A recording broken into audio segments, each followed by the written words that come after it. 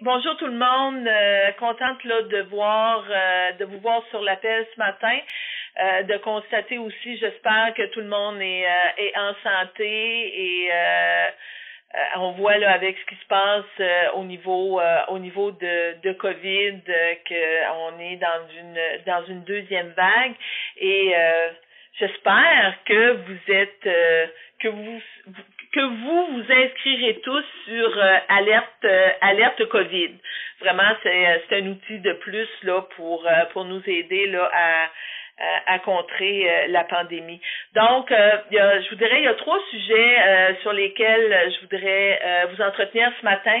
Pour moi, ce qui est important, puis au niveau de notre gouvernement, c'est on sait que malgré la période de COVID, que l'économie va continuer de s'ouvrir. Cependant, pour nous, c'était important d'offrir un soutien qui va être un soutien qui sera ciblé à ceux qui vont en avoir besoin.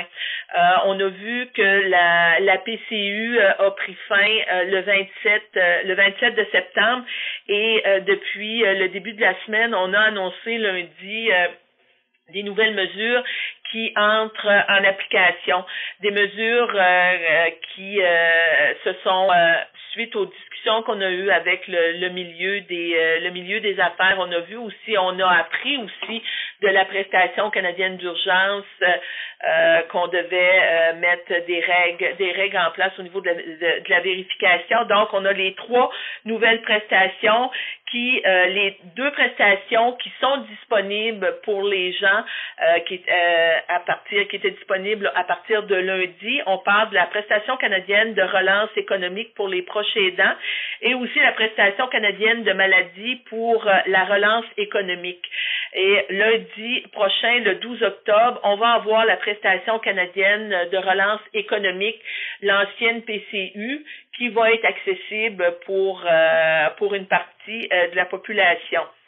Ce qui est important pour moi de mentionner au niveau de la population, c'est que maintenant les paiements sont rétroactifs. Dans la première PCU, les gens appliquaient et en l'espace de 48 heures, on pouvait mettre l'argent directement là dans les comptes à ceux qui étaient inscrits à mon dossier. Maintenant, les paiements sont rétroactifs. Donc,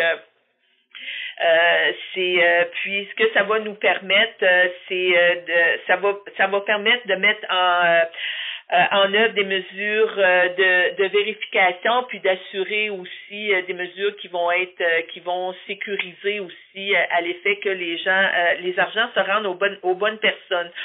Les gens peuvent faire des demandes en ligne ou ils ont aussi accès pour une période de 2 mois à des lignes automatisées.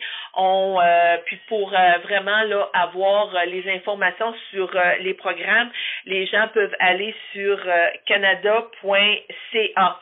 En attendant, ceux qui sont les gens là peuvent au niveau de la prestation canadienne de relance économique, comme les gens vont pouvoir appliquer à partir de la semaine prochaine, puis comme je disais, rétroactif, là, à partir du 27 septembre, les gens peuvent aller vérifier leur information, soit s'inscrire à mon dossier, vérifier si leurs renseignements sont à jour, leurs renseignements personnels, et j'encourage fortement les gens qui n'ont pas rempli leur déclaration de revenus. C'est vraiment, là, c'est important de le faire. Le deuxième sujet sur lequel je voulais vous entretenir, c'est le logement social et abordable au Québec. On a signé l'entente sur le logement avec Québec. Je vous dirais que c'est près de 3,7 milliards de dollars sur 10 ans qui va couvrir là, la période du 1er avril 2018 au 31 mars 2028. Et on a 272,25 millions de dollars qui vont aller pour le volet des priorités du Québec. On parle là, de 2800 à 4000 logements. On va avoir 1,12 milliard pour le volet Initiative canadienne du logement communautaire. On parle de 200 000 places en HLM. Et pour moi, le volet qui est vraiment important pour le milieu puis pour les gens de la région et qui va toucher directement le portefeuille de contribuables, c'est 454,3 millions de dollars pour le volet allocation canadienne au logement, qui peut atteindre une aide là, pour chaque personne là, de 80 dollars par mois là, pour les coûts, là, pour diminuer là, les coûts de du logement. Et le dernier volet, on en avait beaucoup entendu parler cet été. Des argents qui avaient été additionnels, qui avaient été alloués au niveau du phare, des argents à développement, soit dans notre milieu, à Développement économique Canada et au SADC. Et dans les discussions qu'on avait eues par la suite avec les SADC, il y avait encore des demandes d'entreprises pour être supportées. Donc, on a vu que la ministre Joly a annoncé des sommes là, de 600 millions de dollars. Mais je peux vous dire qu'au niveau du Québec, ce qu'on dit, c'est sur ce 600 millions de dollars-là, il va y avoir 69,8 millions de dollars en fonds additionnels disponibles pour le Québec et il y a un montant total de 23,3 millions de dollars qui va être accordé au réseau des SADC et des CAE pour le Québec. Donc c'est un support de plus là qui vient se donner au niveau de nos entreprises et ça avait été demandé parce qu'au niveau des SADC, on avait eu plus de demandes d'entreprises que ce qu'on avait là comme argent disponible dans les fonds. D'autant plus important pour moi qu'on vient bonifier l'aide aux entreprises parce que c'est des argents qui continuent de demeurer dans la région lorsque les commerces remboursent les prêts, ces argents-là peuvent être réinvestis là, dans le milieu. Donc, c'est ce que j'ai aujourd'hui. Ça fait que moi, je suis disponible là, pour répondre à vos questions. Super. Alors, on va commencer par Raphaël, CFIM. Bonjour, Madame Leboutillier. J'espère que vous allez bien. Je vous demanderais pour commencer, première question, au niveau de l'entente sur le logement, bon, c'est des grosses sommes quand même, là, mais c'est à l'échelle du pays et de la province. Est-ce qu'on a des projets en habitation en Gaspésie et aux îles, mais plus spécifiquement aux îles, que ça va permettre de réaliser? Est-ce qu'on sait déjà qu'est-ce que ça va pouvoir financer? Ben écoutez, comme je le mentionnais, pour nous, c'était important là de tenir compte des champs de compétences au niveau des provinces. Et je pourrais pas vous dire actuellement quels sont les projets qui ont été déposés là au niveau du gouvernement provincial. Je sais qu'il y a déjà des projets qui sont en cours actuellement, ceux dont on m'a informé, des projets qui devraient en principe là, être annoncés sous peu, mais d'avoir l'exactitude des projets dans la région, je pourrais pas vous donner là, cette information-là. Mais comme je disais, pour moi, là, ce qui est le volet qui est important aussi, c'est les gens actuellement qui sont dans des logements et qui peuvent là aller chercher là sur jusqu'à 80 dollars là par mois pour venir diminuer leur coût de loyer. Puis tu sais, je le mentionnais, hein, le financement de l'initiative sur le logement, qui est prioritaire au Québec, relève vraiment là ça relève des choix là que le Québec va faire, mais ce qu'on veut, c'est on veut renouveler puis on veut augmenter le nombre et la qualité là des logements sociaux et communautaires tels que Québec va le prioriser. Tu avais une sous-question, Raphaël? Oui, en fait, c'est une autre question qui amène ailleurs. Madame Leboutillier, on s'en est déjà parlé au début de l'été, là, en prévision de la saison touristique. À ce moment-là, vous nous disiez que on laissait les provinces s'arranger entre elles, mais en ce moment, il y a des Canadiens qui se mettent en danger quotidiennement sur la route en direction des îles de la Madeleine parce qu'on peut pas s'arrêter de dormir. Ça implique de faire la route de nuit en automne. Vous connaissez bien les conditions de la région en automne.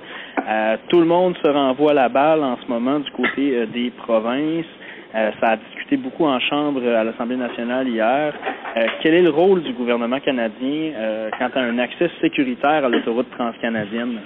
Écoutez, les frontières que le Canada va gérer, ce sont les frontières qui entourent les 9 provinces et les 3 territoires. Je peux vous dire que je suis quand même très sensible à ce dossier-là, mais n'empêche que c'est vraiment une prérogative des provinces. Puis on nous demande constamment au niveau du fédéral de respecter les champs de compétences des provinces. Donc c'est pour ça qu'on en entend là sûrement beaucoup parler au niveau là de l'Assemblée nationale, mais en même temps on voit avec ce qui se passe actuellement avec les demandes aussi qui sont faites de la part des gouvernements là, des gouvernements provinciaux. On voit l'augmentation, la deuxième vague de la COVID, et on demande aux gens là de vraiment de restreindre au maximum leur activité. Ce que moi j'ai fait, je devais me rendre aux îles la semaine prochaine, puis faire une tournée du comté. J'ai complètement annulé ma tournée. Puis je dois vous dire que même à Ottawa, la semaine passée, je prenais l'avion, je suis allée à Ottawa. L'avion était plein, les gens étaient inquiets à l'intérieur de l'avion. Écoutez, on était épaule à épaule. Puis Ottawa a décidé, ils ont dit, écoutez, Madame la ministre, c'est trop dangereux actuellement, là, et pour vous, et pour votre famille, et pour le Parlement. Donc, j'ai pas à retourner à Ottawa, pas avant 2021. Donc, tout doit se faire à partir du comté, puis on doit donner l'exemple. C'est une question de vie là pour les gens là. Oui, mais ceux qui ont à faire la route de nuit en ce moment, c'est une question de vie pour eux aussi, Madame Le Boutillier, là. Je le comprends, comme je vous dis, j'entends le message, mais c'est vraiment une responsabilité des provinces de gérer les frontières entre les provinces. Jean-Denis, TVCGA, Grande-Rivière, tu avais une question? Non, merci. Ça va aller. Gilles Philibert, Radio-Gaspésie. Je reviendrai par la suite s'il y a lieu. D'accord. Igor, Télé-Gaspé? Rien présentement, merci. Et Michel Morin, c'est HNC New Carlisle? Oui, Madame Le Boutillier, c'est concernant là le 600 millions de dollars qui a été alloué à Québec. Là, on parle des projets phares. Là, bref, votre dernier point. Pouvez-vous me ventiler ça parce que je suis pas certain d'avoir bien saisi. Là. Ben, écoutez, au niveau des projets phares, on a dans le 600 millions, il y a 69,8 millions de dollars de fonds additionnels qui vont être disponibles au niveau du Québec, dont et dans ce 69,8 millions de dollars-là, il va y avoir 23,3 millions de dollars qui vont être accordés au réseau des SADC et des CAE. Je peux vous donner là un exemple. Dans les derniers montants d'argent, on avait alloué près de 1 million de dollars par SADC. Puis, je vous donne un exemple au niveau de la SADC de Gaspé. Qu'est-ce qu'elle a fait avec cet argent-là? Ben, il y a 938 873 dollars qui ont été alloués en prêt à 36 entreprises qui couvrent le territoire de la SADC de Gaspé. Et en plus, il y a eu 93 291 dollars en aide technique à 70 entreprises. Et ça, c'est important parce que dans les SADC dans le milieu, on sait qu'on a énormément de PME qui n'ont pas toujours les moyens de se payer des services de professionnels pour les aider à upgrader leur entreprise. Donc, on demande beaucoup au niveau des SADC d'être en support technique justement là au niveau de nos entreprises. Donc, ça montre à quel point ces argents-là sont utiles pour nos PME dans le milieu, vont directement, c'est de l'aide directe là au niveau des entreprises. Michel, tu avais-tu une autre question? Oui, concernant le premier point là, qui était, bon, la PCU est terminée, la prestation canadienne de relance économique en remplacement de la PCU. Là, on sait que la PCU, c'était 2000 $ par mois. La prestation canadienne, ça va ressembler à quoi exactement? Bon, la prestation canadienne de relance, comme les deux autres prestations, les gens, au niveau de la prestation pour les proches aidants, les gens vont pouvoir recevoir, parce que proches aidants, premièrement, ça s'adresse à ceux, ça peut être, tu dois t'absenter du travail parce que ton parent, tu as un parent qui est malade, tu as un conjoint qui est malade ou tu as un enfant qui exige là, que tu sois à la maison pour des soins. Donc, les gens vont avoir droit à 500 $. On doit à 26 semaines 500 $ sur une période de 1 an. Mais les argents qui sont alloués aussi, cette fois-ci, sont imposables. Donc, il y a 10% des argents où il va y avoir des déductions là, qui vont être faites de 10%. Donc, c'est 500 $ imposables pour les 3 types de prestations. Au niveau de la prestation de maladie, les gens, sur une période de 1 an, ont droit de... Puis ça s'adresse aux gens qui n'ont pas... c'est pas tout le monde qui est syndiqué, qui a des congés de maladie payés. Donc, ça s'adresse aux gens qui n'ont pas de congés de maladie payés, donc qui ont le droit de recevoir 2 semaines de congé de maladie c'est étendu sur une période d'1 an. La même chose au niveau de la prestation canadienne de la relance économique. Les gens qui sont admissibles, c'est les gens qui ont gagné 5 000 $ et plus au cours des 12 derniers mois. Puis, avec les nouvelles prestations, ce qu'on a fait aussi, c'est que les gens qui se sont qualifiés pour l'assurance emploi, eux, retournent vers l'assurance emploi. Nous, vraiment, on s'adresse à ceux qui peuvent pas, qui n'ont pas droit de recevoir de l'assurance emploi. Donc, on parle des gens de 15 ans et plus, parce qu'on a des jeunes de 15 ans qui travaillaient dans des commerces, des McDonald's, la restauration, puis qui ont perdu leur emploi. Donc, pour bénéficier, on peut 15 ans et plus, faut avoir un numéro d'assurance sociale valide, faut avoir cessé de travailler aussi en raison de la pandémie, puis comme je disais, on n'est pas admissible à l'assurance emploi, ou aussi un travailleur indépendant qui a perdu 50% de ses revenus en raison de la COVID. Mais ça nous prend aussi des gens qui sont disponibles, qui sont à la recherche d'emploi. C'est les gens qui peuvent y avoir droit, c'est les gens qui n'ont pas quitté volontairement leur emploi et les gens qui ont refusé une offre d'emploi raisonnable n'auront pas droit là, de recevoir ces prestations-là. Donc, on a mis en place, comme on disait, des mesures de sécurité. Et aussi, au niveau de l'Agence du revenu, il y a des mesures de vérification où on peut demander aux gens de nous fournir des renseignements supplémentaires, vont devoir nous fournir des relevés d'emploi, des talons de chèque de paye, pour qu'on puisse vérifier que les gens répondent exactement aux critères. Voilà. Jacinthe, Bleu FM à Chandler. Bonjour, j'ai pas de questions pour l'instant, merci. On retourne aux îles avec Adèle. Oui, allô. Ben, j'ai une petite question par rapport à la PCU, puisqu'on a quelques jours de recul par rapport à ça. Est-ce qu'on sait combien d'argent de la PCU ont été dévolus ici aux îles?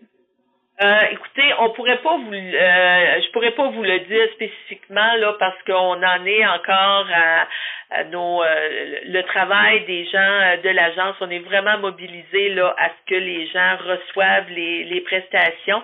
Mais je peux vous dire que lorsque tout va être rentré dans l'ordre, ce qu'on espère le plus rapidement possible, tout le monde, on va pouvoir avoir le détail de ces informations là.